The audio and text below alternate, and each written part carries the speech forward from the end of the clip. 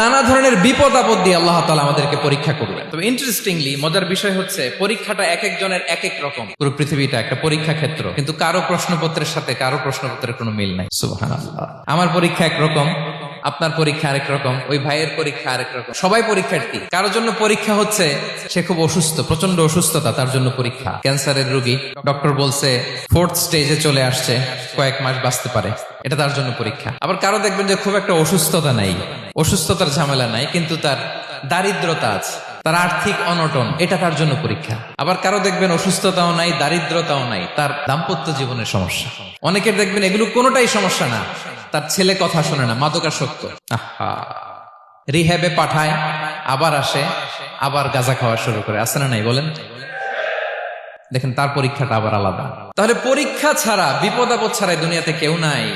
পরীক্ষা দিয়ে দিয়ে নিজেকে প্রমাণ করতে হবে। আর এক একজনের পরীক্ষাটা এক এক রকম, কারো পরীক্ষার সাথে কারো পরীক্ষার কোনো মিল থাকবে না।